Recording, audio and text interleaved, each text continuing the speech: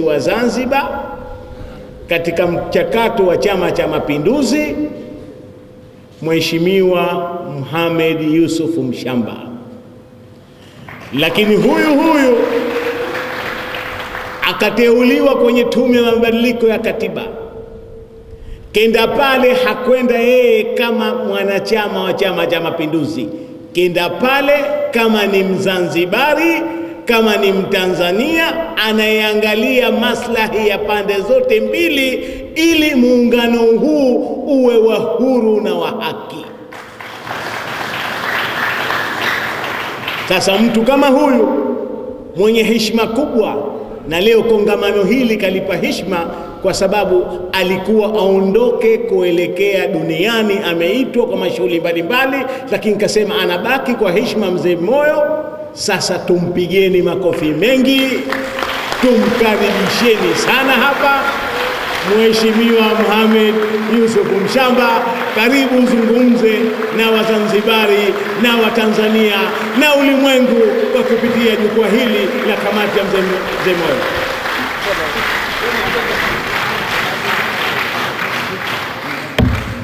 Ningekuwa na sifa kama alizonipa ndugu yangu Bimani hapa, nafikiri ningejivunia sana. Lakini Bimani, asante sana kwa sifa ulizonimwagia. Mimi professionally ni mwana diplomasia, na kwa kawaida wanadiplomasia huwa hawasemi maneno mengi kama wanasiasa na wanasheria. Kwa hivyo mimi nitachukua muda mfupi sana, lakini nitazungumza mambo bila ya mpangilio wowote. Nitachukua pale, kwa hivyo mtaniwe radhi. Jambo la mwanzo ambalo ningependa kulizungumza ni hili suala la marekebisho ya 10 ya katiba ya Zanzibar. Kama mtakuwa mmesikia vizuri Dodoma huko, moja katika mambo yanayozungumzwa ni swala hili la kwamba Zanzibar imevunja katiba ya Jamhuri ya Muungano wa Tanzania. Watu wanazungumzia katiba ya Zanzibar kana kwamba katiba ya Zanzibar inapaswa kuwa ndio mjadala. Katiba ya Zanzibar wa kuizungumza ni Wazanzibari wenyewe.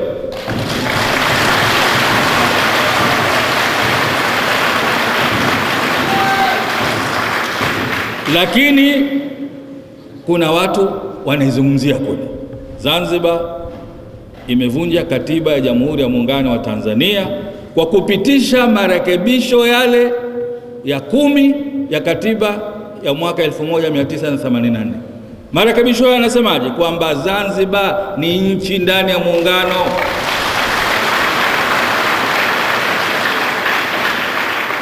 Na marekebisho haya yamepitishwa kwenye Baraza la Wawakilishi kutokana na muswada uliowasilishwa na Mheshimiwa Ramadhani Abdallah Shaabani aliyekuwa waziri wa sheria na katiba wa Serikali ya Mapinduzi ya Zanzibar. Sasa tumewasikia wenzetu kule wanasema Zanzibar haikuvunja katiba. Wazanzibari hao, Balozi Sefidi tumemsikia amesema kweli Zanzibar haikuvunja katiba kwa kupitisha sheria ile. Juzi nimemsikia Masauni, mwakilishi wetu wa jimbo la Kikwajuni, naye anasema hivyo na wengine. Lakini mimi nathubutu kusema hawa ni wanafiki.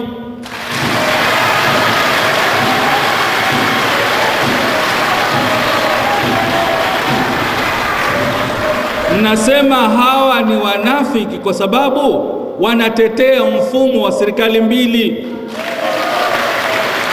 Huwezi leo kusema Zanzibar ni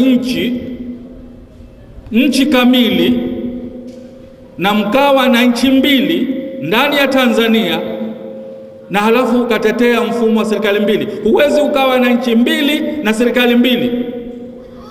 Lazima uwe na nchi mbili zenye serikali 3.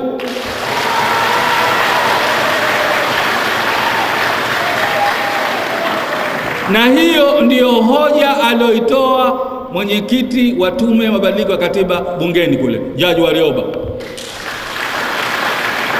Kwa mujibu wa katiba ya mwaka 77, ndio Warioba alisema katiba hii ya 77 Jamhuri ya Muungano wa Tanzania tulionayo, wazee wetu Warioba anasema, yani waasisi walituachia nchi moja yenye serikali mbili. Sasa kutokana na marekebisho yaliyofanywa pamoja na hii ya juzi ya marekebisho ya katiba, sasa ukweli wa mambo ni kwamba tuna nchi mbili na serikali mbili. Sasa kimantiki tu ya kawaida tu, hamwezi mkawa na nchi mbili zilizoungana au zaidi, na kikwetu hapa tuna nchi mbili zilizoungana. Kwa hivyo hamwezi mkawa na nchi mbili zilizoungana halafu mkawa na serikali mbili, haiwezekani. Lazima muwe na serikali ya nchi zilizoungana na muwe na serikali ya Jamhuri ya Muungano wa Tanzania. Sasa hawa wote wanaounga mkono kwamba Zanzibar ni nchi na marekebisho yale hayakuvunja katiba ya muungano, hawa ni wanafiki, kwa sababu wanatetea kwamba Zanzibar ni nchi, lakini hapo hapo wanasema tuwe na serikali mbili. Sasa ndugu zetu hawa, nafikiri wakati umefika wa kujirekebisha. Sasa kuna wale wanazungumzia kwamba Zanzibar ni nchi, Zanzibar si nchi, imevunja katiba. Sasa mtu unaweza ukasema, mimi naweza nikatoa maoni yangu, Mheshimiwa Moyo anaweza katoa maoni yake, nyinyi pale mnaweza mkatoa maoni yenu, lakini kwa mujibu wa katiba hii ya Jamhuri ya Muungano wa Tanzania tulionayo hivi sasa ya mwaka 77, mwenye kupaswa kutoa tafsiri sahihi ya katiba ni Mahakama ya Katiba. Sio mimi, sio mtu mwingine yoyote. Kama tuna mgogoro wa kikatiba, kwa sababu ikiwa watu wanasema, kuna wale wanasema Zanzibar imevunja katiba, wengine wanasema haijavunja katiba, huo ni mgogoro wa kikatiba. Sasa kama kuna mgogoro wa kikatiba, dawa yake ni kulipeleka swala hili kwenye Mahakama ya Katiba. Mheshimiwa Aboud Jumbe, mwana CCM kindakindaki, mwana Afro kindakindaki, kwenye kitabu chake hichi, yeye alisema tuna mgogoro wa kikatiba mwaka 84 kama mtakumbuka, Dodoma kule, na akapendekeza kwamba twende kulitafutia tatizo hili ufumbuzi kupitia Mahakama ya Katiba. Lakini nini kilichompata? Amehukumiwa na chama na akalazimishwa kujiuzulu nyadhifa zake zote alizonazo. Sasa ndugu zanguni, huko haturudi tena. Sasa tutaeleza mambo kinaga ubaga, tupate suluhu kikatiba na kisheria. Sasa hebu tuzungumzie kidogo kuhusu swala la hati za muungano.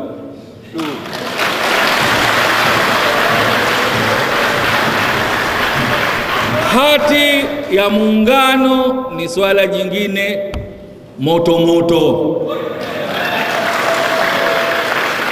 limejadiliwa bungeni huko, mmesikia. Sasa hati ya makubaliano imetiwa sahihi tarehe 22 mwezi wa 4 mwaka 1964 kati ya Mwalimu Nyerere na hayati Mzee Abeid Amani Karume. Imeeleza mambo wazi kabisa, na bahati nzuri katika kitabu hiki Mzee Aboud Jumbe ameitoa kwa urefu kabisa, yote iko hapa. Sasa hati hii inasema nini? Ukisoma pale kwenye para ya 4 anasema, kwa hiyo imekubaliwa baina ya serikali ya Jamhuri ya Muungano wa baina ya serikali ya Tanganyika na Jamhuri ya Watu wa Zanzibar kama ifuatavyo. 1. Jamhuri ya Tanganyika na Jamhuri ya Watu wa Zanzibar zitaungana kuwa jamhuri huru moja. Nchi mbili zimeungana kufanya nini? Kuanzisha jamhuri moja. Sio nchi moja, jamhuri moja. Hivi ndio wazee wetu walivyokubaliana. Jamhuri moja. Na kuna tofauti baina nchi moja na jamhuri moja. Wanasharia wanaweza wakalieleza vizuri zaidi hivi, lakini mimi sitakwenda huko. Mimi nasema ilivyoandikwa kwenye hati. Jamhuri moja. Sasa huu ulikuwa ni makubaliano ya kimataifa, international treaty. Na international treaty kwa mujibu wa sheria za kimataifa lazima ili uweze kutekelezwa katika nchi zilizoungana au katika nchi zilizohusika, lazima mabunge ya nchi husika wazithibitishe. Kwa upande wa Tanganyika ilibidi bunge la Jamhuri ya Tanganyika lithibitishe, na walifanya hivyo, na ushahidi wa kuwa walifanya hivyo upo ni hati hii, Sheria ya Muungano wa Tanganyika na Zanzibar ya mwaka 64 nambari 22 ya mwaka 64, ambayo mwenyewe Mwalimu Nyerere amewafiki tarehe 25 Aprili. Hilo halina mjadala. Lakini vile vile Zanzibar ilibidi ifanye hivyo, ithibitishe hati zile. Wallahi alazim, mpaka hii leo hakuna ushahidi kwamba Zanzibar ilifanya hivyo.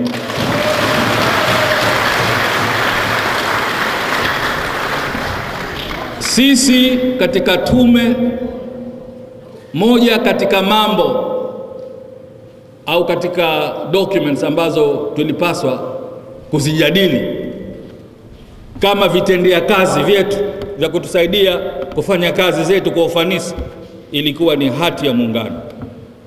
Tumekaa miezi 23 pale hatujaiona mpaka tumeondoka. Sasa kilichofanyika ni nini? Sheria ile ile iliyopitishwa na bunge la Tanganyika ndiyo, kwa mujibu wa maneno ya Mheshimiwa Nines Fifoot, ambaye huyu alikuwa Solicitor General wa Tanganyika, mzungu huyu, anasema sheria ile iliyopitishwa na bunge la Tanganyika imefanywa marekebisho kidogo tu. Anasema hivi: ifahamike kwamba sheria ifuatayo ilitungwa na Baraza la Mapinduzi la Zanzibar kwa kushirikiana na Baraza la Mawaziri lake siku ya 25 ya mwezi wa Aprili mwaka 64. Anasaini nani? PR Nines Fifoot, mzungu huyu. Iweje leo sheria iliyopitishwa na Baraza la Mapinduzi itiwe sahihi na kaimu mwanasheria mkuu wa Tanganyika mzungu? Kina Salum Rashid, kina Dorado na mwenyewe marehemu Mzee Karume walikuwa wapi wakati huo? Sasa huu ni utata wa kwanza. Lakini nini kilichoandikwa mle kwenye ile sheria ya kuthibitisha hati ya muungano? Kuna mambo yameingizwa mle na nitakusomieni mambo ambayo hayakuwemo katika hati ile ya awali ya makubaliano. Imesema hivi,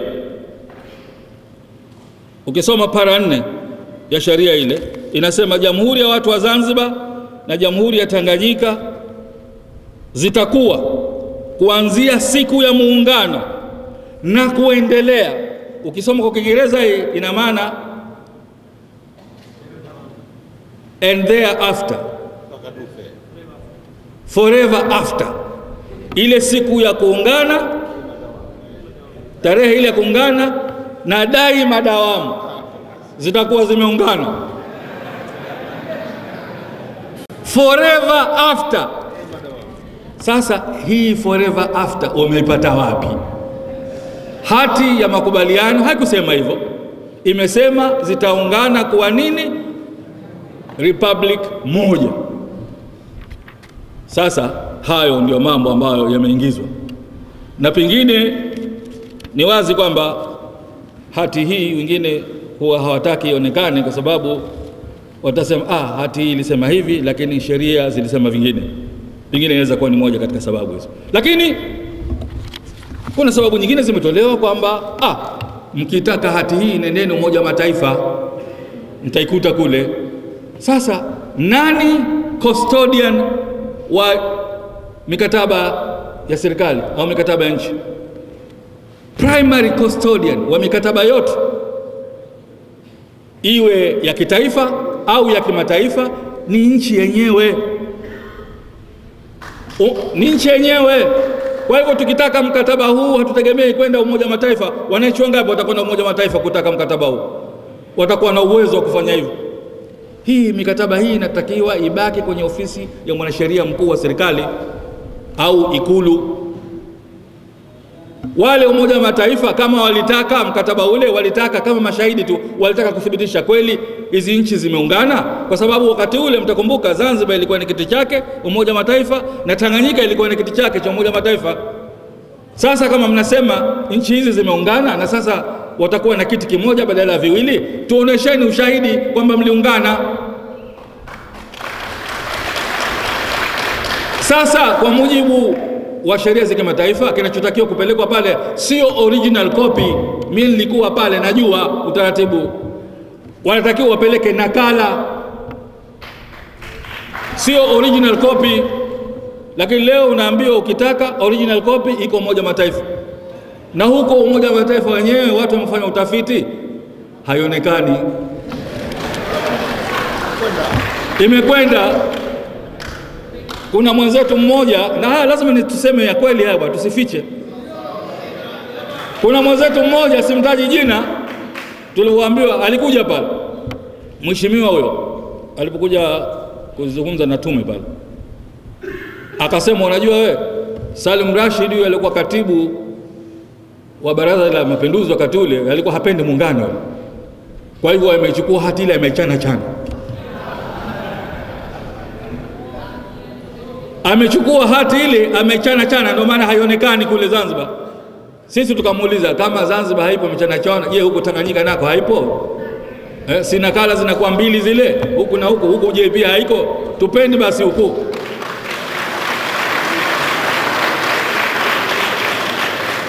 Hatukupewa. Lakini rafiki yetu yule mmoja kama aliswali atakumbuka na Awadhi, wanaambia wewe bwana ulikuwa Umoja wa Mataifa, pengine wewe ulinyofoa kweli. Mimi hata nilinyofoa. Sasa jamani, mambo kama tunacheka, lakini haya ni mambo tuyaangalie kwa umakini wa hali ya juu, kwamba muungano wetu umefanyika, wazee wetu wamekubaliana, lakini kuna hada na ghilba zisizokuwa na sababu yote, sababu za msingi. Hilba na hada zimefanywa, na hizi ni ghilba na hada, na hatuwezi kuwa na muungano uliojaa ghilba na hada.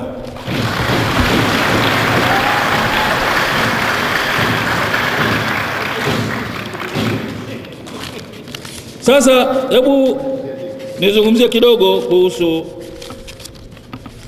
baadhi ya mambo yalikuwa katika rasimu. Awadhi amezungumzia na Ali Saleh amezungumzia mengi tu. Mimi nitajaribu kuzungumzia jambo moja ambalo ninahisi na ujuzi nalo. Ni swala la mashirikiano ya kimataifa, international cooperation. Unajua katika hati za makubaliano ile ya awali ya mwaka 64 kulikuwa mna mambo 11 mle.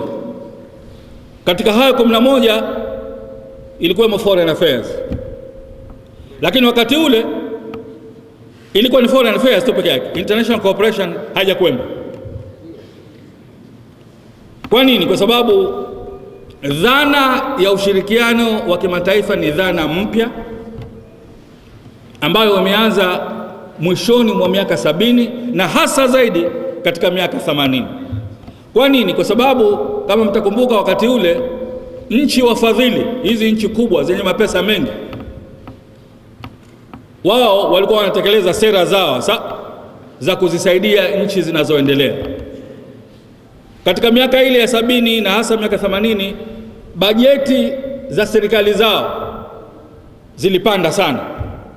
Sehemu kubwa ilikuwa ni misaada, na ndio maana wakaanzisha mashirika kama vile SIDA, DANIDA, FINIDA, mashirika mengi tu ya kimaendeleo, JICA kule Japani. Wamarekani wao walianza zamani, walikuwa wana kitu wanaita United States Aid for International Development, USAID. Ile ilianza zamani toka baada ya Second World War, kwa sababu wao, kama utakumbuka, chini ya mfumo ule wa sera ya General Marshall, alikuwa huyu General Marshall alikuwa ndo Secretary of State wa Marekani, ndo waziri wa mambo ya nchi za nje. Yeye akasema baada ya vita serikali ya Marekani ina wajibu wa kuzisaidia nchi zilizoathirika na vita vile. Kwa hivyo wakaanzisha sera inaitwa Marshall Plan, ndipo walipoanzisha shirika lile la misaada. Kwa hivyo wao walianza siku nyingi, lakini hawa Europeans hawa walianza hivi karibuni, miaka 70 na miaka 80. Sasa maana yake ni na wao vile vile, kwa sababu budget ilikuwa kubwa, wakatenganisha masuala ya mambo ya nje na ushirikiano wa kimataifa. Kwa hivyo sasa hivi mtaona kwamba kuna wizara za mambo ya nje na wizara zinahusikana na mambo ya ushirikiano wa kimataifa. Sasa wenzetu Tanzania bara au serikali ya Jamhuri ya Muungano wa Tanzania nao wakalichukua lile, wakaliingiza, ndo wakaita wizara ya mambo ya nje, kwa sababu zamani ilikuwa kiitwa wizara ya mambo ya nje tu, Mheshimiwa Moyo atakumbuka hapo. Lakini wenzetu wakasema basi okay, tutaongeza na international cooperation, ushirikiano wa kimataifa, ikawa wizara ya mambo ya nje na ushirikiano wa kimataifa. Na hiyo maana yake nini? Maana yake tena Zanzibar, mkitaka chochote nyinyi, misaada, mikopo na nini, lazima muende mkaombe kule, na hali hiyo ndio iko mpaka sasa. Sasa sisi katika tume, na hasa kwa kuzingatia maoni mengi tuliyopata kutoka kwa wananchi, wakasema bwana, masuala hili ni swala hili la udhalilishaji, tunadhalilishwa. Sisi kabla ya muungano tulikuwa tuna nchi huru, tulikuwa tuna mamlaka ya kuomba misaada, mikopo na kadhalika. Tumejaribu hapa kujiunga na OIC, tumelazimishwa kutoka. Hatuwezi kujoin FIFA, hatuwezi kujoin SIDS, yani Small Island Development Countries. Naona kwa hiyo kuna haja kwa Zanzibar nayo iweze kujiunga na mashirika haya ya kimataifa, na mifano ipo. Na mimi nilikuwa na waeleza wenzangu hapa, mifano ipo. Kwa mfano kule New Zealand kule kuna visiwa ambavyo ni sehemu ya New Zealand, vinaitwa Cook Islands na New Islands. Ni visiwa hivi viko chini ya himaya ya New Zealand. Mambo ya nje ni New Zealand, defense yani ulinzi na usalama New Zealand. Lakini wao wanayo haki na wamepewa haki sasa kwa mujibu wa katiba kujiunga na mashirika ya umoja ya kimataifa moja kwa moja. Ni wanachama wa UNESCO, FAO, WHO, FIFA, ni wanachama. Wameweka utaratibu kuruhusu visiwa vile viweze navyo kujishughulikia mambo yake ya kiuchumi bila ya kuitegemea New Zealand. Sasa kuna ubaya gani kwa hilo? Kwa hivyo ndio rasimu yetu hii imependekeza hivi kwamba international cooperation, yani ushirikiano wa kimataifa, kila mmoja aweze kushughulikia kivyake. Lakini sasa huwezi, kwa sababu sasa hivi tunaambiwa kuna jitihada za kutaka kuboresha mfumo wa serikali mbili ili kuruhusu hata haya masuala ya mashirikiano ya kimataifa yaweze kushughulikiwa kila upande. Nasikia kuna jitihada hizo, lakini haiwezekani chini ya mfumo wa serikali mbili. Huwezi kuwa na mashirikiano kama hayo ukayatekeleza kwa ufanisi wa hali ya juu. Haiwezekani, kwa sababu bado tutabaki pale pale, lazima tupate kibali kule. Na halafu kuna mambo mengine ya muungano na mambo yasiokuwa ya muungano. Sasa haya yatakuwa mambo yasiokuwa ya muungano kwa Zanzibar, lakini yale mambo yasiokuwa kwa muungano kwa Tanganyika, kama huna serikali ya Tanganyika, yatabaki chini ya serikali ya muungano, kwa sababu wenzetu hawa wanapendekeza mambo haya mengi yarudi katika nchi washirika, lakini bado wanang'ang'ania kwamba kuwepo serikali mbili. Sasa leo waziri wa kilimo kwa mfano kutoka bara atapokwenda kwenye hilo bunge la Tanzania bara, kwa sababu wanapendekeza kuwepo kwa bunge la Tanzania bara, ili bunge lile linashughulikia mambo ya Tanzania bara tu, na wabunge wa Zanzibar hawataruhusiwa kuingia mle. Wabunge kutoka Zanzibar hawatoingia kule, wao watakuwa ni wabunge kwa mambo ya muungano tu. Kwa hivyo wao wako tayari kuwe na bunge la Tanzania bara, sio la Tanganyika, la Tanzania bara, lakini kusiwe na serikali ya Tanganyika, serikali ibaki ile ya muungano. Sasa swala linakuja hivi, je, waziri wa kilimo au waziri wa biashara au waziri wa elimu wa Tanganyika au wa Tanzania bara, yeye atakwenda kupeleka miswada katika bunge lile Tanzania bara akiwa kama waziri wa hapa? Kwa mfumo unaopendekeza atabaki awe waziri wa Tanzania bara, wa Tanzania. Sasa haya, huyu rais au waziri wa Zanzibar akenda nje, hadhi yake itakuwaje? Mamlaka yake itakuwaje? Hana kitu. Sasa ndio maana tukasema kwamba pendekezo hili kwa kweli wazungu wanaita ni non starter, halifai hata kuzingatiwa, sio kutekelezwa, hata kuzingatiwa.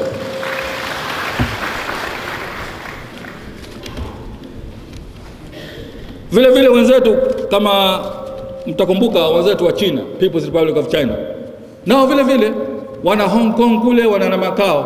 Hong Kong ni mwanachama wa FIFA, Macau ni mwanachama wa FIFA, na kwa mujibu wa basic law walionayo, wale wanaweza kujiunga na jumuiya yoyote ya kimataifa ili mradi tu People's Republic of China sio mwanachama. Kwa mujibu wa basic law wanaweza kabisa. Kwa mfano kama Hong Kong leo inataka kujoin OIC kwa mfano, wanaweza, kwa sababu People's Republic of China sio member wa OIC. Sisi hatuwezi. Kwa hivyo wanasema mifano ipo tena mingi na imekuwa ikifanyika kwa muda mrefu, lakini sisi kwa kuwa ndo hali halisi ya mambo ilivyo, tumeshindwa kufanya hivyo kwa makusudi, tumekandamizwa kwa makusudi. Sasa tunasema hali hiyo basi.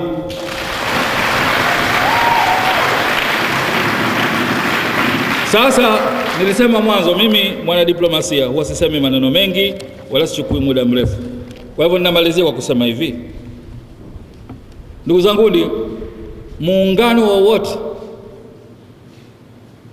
ulioanzishwa kwa faida na maslahi ya nchi zilizoungana lazima utoe haki na hadhi sawa kwa nchi zilizoungana.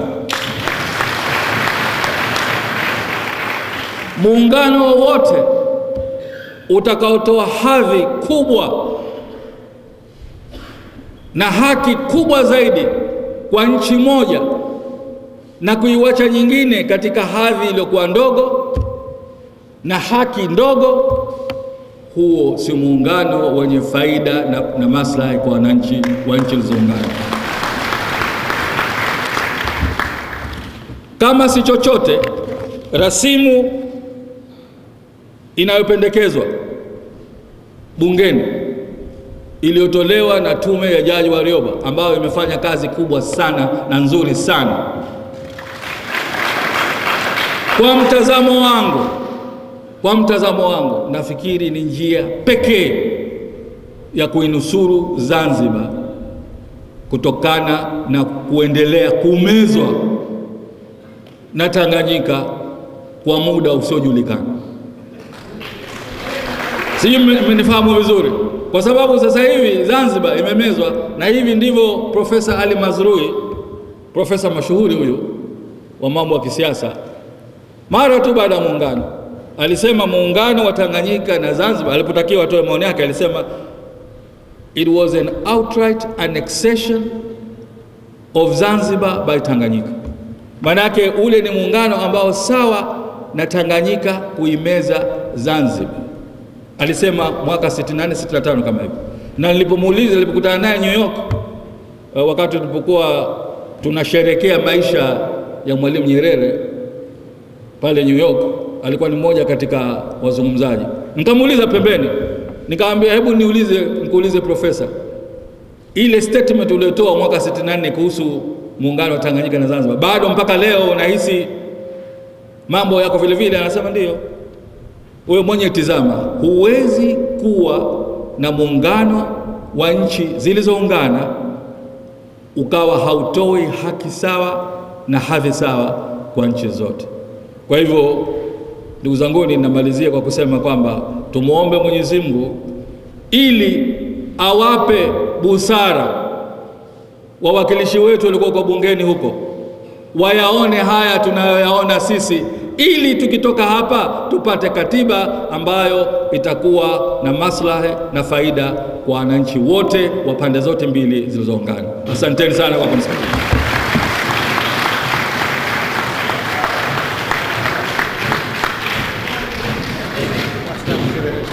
Kidogo tueleka. Nafikiri tumpongeze sana Balozi Mohamed Yusuf. Kwa hakika tumefaidika naye na sisi tuko pamoja naye. Tunamuomba Mwenyezi Mungu atuwekee hazina hii ije nufaishe zaidi Zanzibar kabisa kabisa. Waheshimiwa, tunaendelea. Tumeshamsikiliza Kamishna Ali Saleh, tumeshamsikiliza Kamishna Awadh Ali Said, tumeshamsikiliza balozi vile vile ni Kamishna Mohamed Yusuf Mshamba. Sasa tunakuja kwa wajumbe wa kamati ya maridhiano.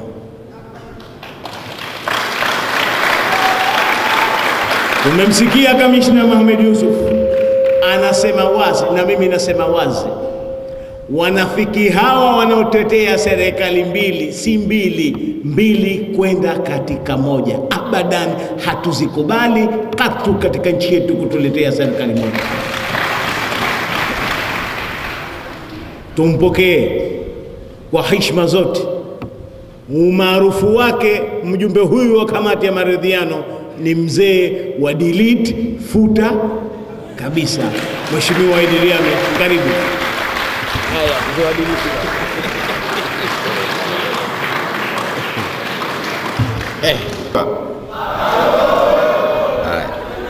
Wasomi tumewasikiliza jamani. Wasomi tumewasikiliza.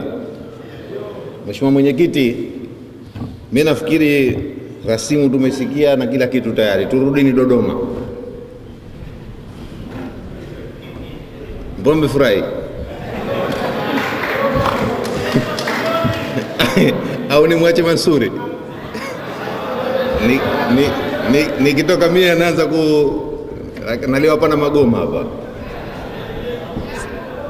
Ndugu zangu wa Zanzibari, hali ya Dodoma nafikiri kila mmoja anaifuatilia vizuri sana. Makamishna walisema hapa namna mabadiliko yalivyokuwa yanaendelea kufanywa huko.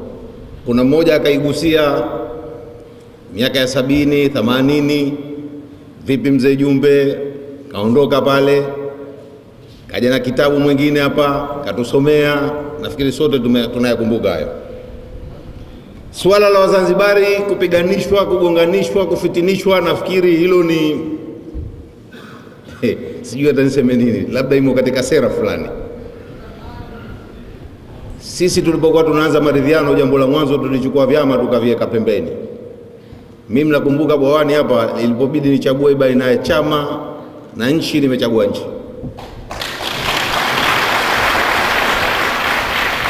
Kuna wenzetu kule mnawasikia kila siku sasa hivi, wao ni sera ya chama 2. Hakuna anasema 2 kwenda 1. Nafikiri nimewasikia wawili watatu tu ndio wanataja 1. Lakini walobakia wote tuko kwenye 2. Sisi wanapopanda hao wakubwa huwa wanazikamata upande mmoja kwa dini yake mtu ambao wengi ni Waislamu, hasa katika baraza letu la Mapinduzi. Of course wote ni Waislamu. kuanzia rais, makamu wake wawili, mawaziri wake wote, wanaume, wanawake, CUF, CCM, ndio walivyo hapa Waislamu. Walishikishwa msahafu na katiba ya Zanzibar. Kwa bahati mbaya, hawa walioshika msahafu na katiba ya Zanzibar wanaikana katiba ya Zanzibar. Kuhusu msahafu sisi watajuana na mkubwa kuliko sote subhanahu wa ta'ala, lakini kwenye katiba inatuhusu. Katiba yetu ya Zanzibar 2010, kwa sababu wale mabwana, ile katiba tulipigania mpaka ikabadilishwa kwa ridhaa yetu, tukapata kura ya pamoja.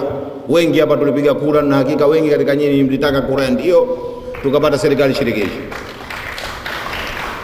Anapotoka makamu wa pili wa rais, leo namtaja kwa cheo chake na hata jina ikibidi, akasema katiba ile edha ibadilishwe au ikuswe tena au haikidhi, mimi nafikiri kwanza angefanya jambo moja, angeacha kazi akarudi hapa tukaulizana tunafanya nini. Otherwise ile katiba aliyoshika kwa mkono huu, msahafu upande mmoja kwamba unamshuhudia analolisema, na upande wa pili katiba ile ile yakaikana, mimi nafikiri hatufai.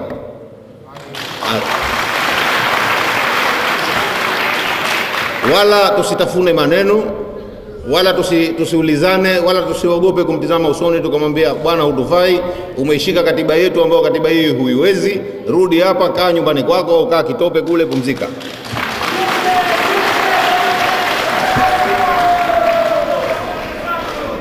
Makamishna msishike matamu mkaona labda na nyinyi mwenyewe mmo bwana.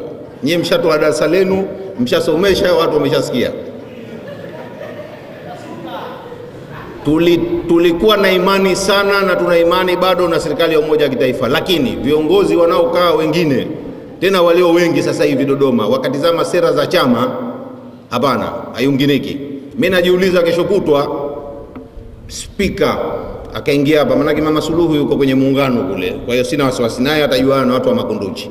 Lakini spika ambaye analiongoza baraza zetu hana jimbo, akazungumza lugha anazozizungumza, mimi nimesikitishwa, nimeshtushwa. Mtu ambaye namheshimu katika watu wote, ukimtoa rais mimi nitakuja na yeye yumo katika listi ambao nawaheshimu katika nchi hii, akazungumza lugha anazozizungumza bara, akafanya vile anavyofanya, nashangazwa.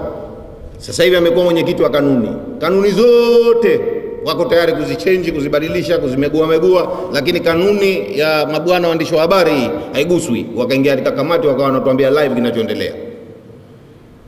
Hamjatafakari hilo? Ile kanuni ya waandishi wa habari ambayo watu hawaingii, waandishi mle ndani kina Lisale hao hawaingii mle, haifutu ile wala haibadilishiki. Sijui kwa nini hawataki tujue kinachoendelea mle ndani. Kwa hiyo tuna matatizo, na matatizo yenyewe makubwa. Mzanzibari kugonganishwa na Mzanzibari mwenzake Dodoma ni mazoea, na bahati mbaya sasa hivi vimeingia mpaka vitoto vidogo viko kule, natumia kwa kusudi, washavijua wenyewe. Wako huko wengine sijui in biology, wengine sijui in physics, wengine sijui pumbavu gani, wako huko kabisa. No, tusiogope kusema. Kwa hiyo mwenyekiti balaa lipo Dodoma, lakini wananchi wale mwisho wa siku sisi tuna katiba ile wanayoita ya Karume na Sefu ile. Hii ndio yetu sisi.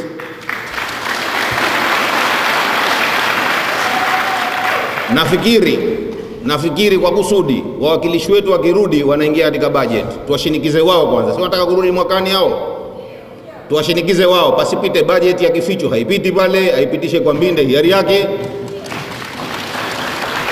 Atakaye tusaliti hatufai, tuwashinikize, tena tuwashinikize kweli kweli, kwa sababu mwaka wa kuchagua pumba umeshafika na tunayo katiba. Na aliyekuwa hodari atuambie katiba ile anataka kuibadilisha. Aliyekuwa hodari aseme anataka kubadilisha ile katiba mpaka tupige referendum. Tuambie wake zetu, ndugu zetu, mashemegi, wajomba, makaka, na kila mmoja mwambie mwenzake, na waume zetu, wanawake wako kidogo hapa, nyie ndio mnajua kabisa kupiga kampeni hiyo. Asipite mtu bwana, asipite mtu ambaye anataka kutubadilishia katiba, kwa sababu kuna kila dhana sasa barabara ya kuimaliza Zanzibar. Waliojaribu kidogo na kwa kuna majasiri kama kina Mzee Moyo kule wakae na nusuru, Sasa hivi wa mabwana wanataka shortcut. Miaka ya kina Mzee Moyo kule walikuwa hawawezi kufanya hayo. Wananiambia vigogo hapa katika waloshuhudia kutia saini kabaki Lusinde peke yake yuhai. Sasa hiyo karatasi naona kama mizengo yake. Juzi katibu wa bunge maalum anasema karatasi iko mahakamani, lakini anaogopa isipotee njiani. Nchi kama Tanzania hiyo, kila maajabu yanazidi kuzuka. Dodoma hakufai. Dodoma hakufai kwa sababu tunadanganyana. Ukweli hatuuoni. CCM hawasikii chochote. Mashehe wanakuja hapa wanasema tunataka kuleta Waarabu. Waarabu tumejaa tele hapa Unguja. Na wanaokuja kutembea haki yao kuja kutembea. Na wanaotaka raia mbili wanashindwa mpaka leo kuweka raia mbili kule, kwa sababu watu wao kule sio wanojali sana kuhusu raia mbili. Wetu sisi hatuwezi kuwapa uraia mbili kwa sababu moja tu, kwa sababu hatuna sharia mikononi mwetu. Mmemsikia Sheikh Muhammad pale katuambia Umoja wa Mataifa umekaje, hatujulikani. Kwa hiyo ili kurejesha hadhi zetu, ili kunusuru waliobaki hao, mnaona mambo hayo. Walipoona Warioba kawaambia kweli, wamempiga nyundo ya kichwa, wamemnyang'anya gari, wameondoa kama manake wamefukuzana, mabegi wamerushana nje. Gari barabarani zimekamatwa zikinyang'anywa funguo. Sijui kama Shahawadhi kishahama au bado, watajua wenyewe. Lakini basi namuona Ali Saleh hajahama na kuna kichwa. Kwa hiyo basi sisi tuwasaidie moja bwana. Hawa wamejitahidi, kazi wameifanya. Na si peke yao, wako wenzao, wako majumbani huko. Wako wengi tu wako. Kina Simai wako, kina Mama Salama wapo, kina Lambert wapo, wengi. Wazanzibari wamejitahidi kunusuru, lakini walioko Dodoma wanatuuza. Na wanaotuuza tunawajua. Kwa hiyo tuambizane. Tena tuambizane. Njia yetu ya kwanza ni moja. Referendum yoyote itakayokuja hapa ambayo haihalisi Zanzibar, sisi tutaipigia kura ya hapana. Na huo ndio wito. Viongozi kuanzia rais, mwacha sikia, akitaka kesho atafanya anavyotaka, lakini hiari yake. Kuanzia rais ambaye anaibeza katiba ya Zanzibar ya wananchi, katiba ya Zanzibar ya wananchi anayeibeza, si wetu, hatufai.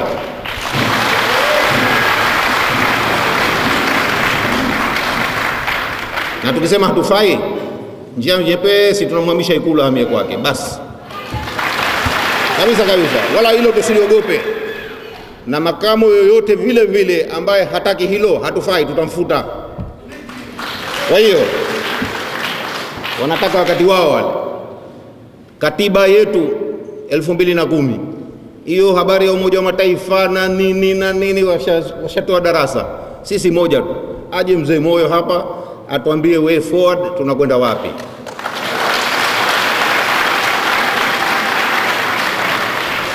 Tujitahidini, kila mmoja ifuatilie Dodoma inafanya nini.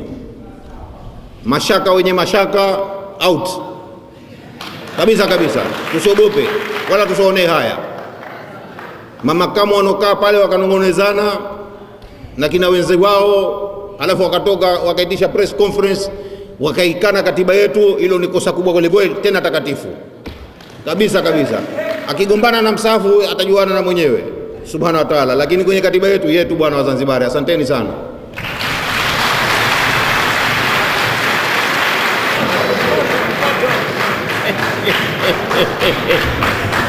Makofi aongezwe makofi jamani.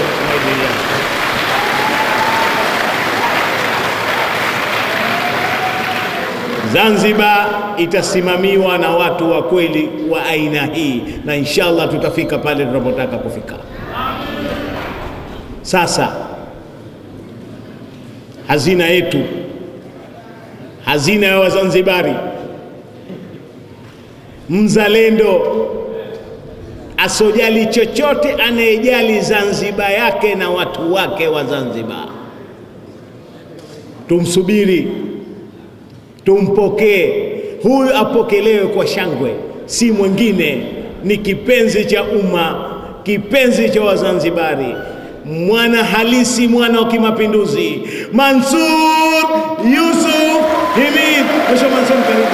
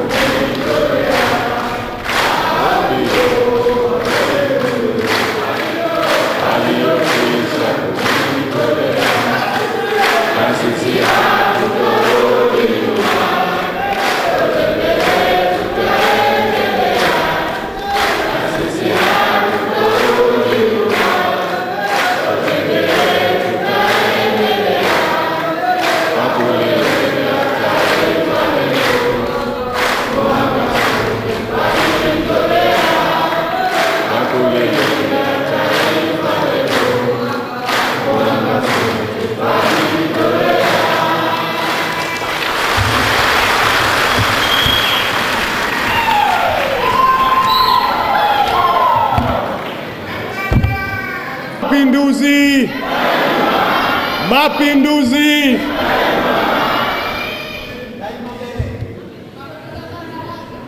Allah mlaze pema hayati Bwana Abedi, yeye na wenziwe, awaondoshee adhabu la kaburi na walipe kwa mema. Tulio hai atujalie kauli thabiti.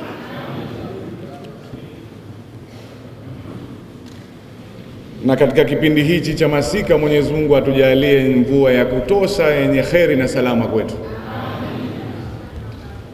Atuondoshe fitna na hasad miongoni mwetu wa Zanzibar.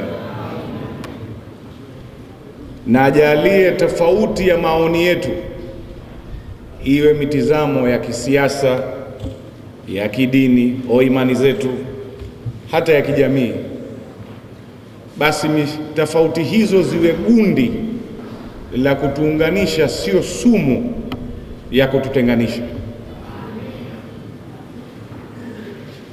Mheshimiwa Mwenyekiti wa kamati hii ya maridhiano ambayo na jina lako, kamati ya Mzee Moyo, waheshimiwa wajumbe wa tume ya marekebisho ya katiba maarufu tume ya Jaji Warioba, wanakamati wenzangu, assalamu alaikum. Niwashukuru sana waungwana kwa kuhudhuria kwa wingi namna hii.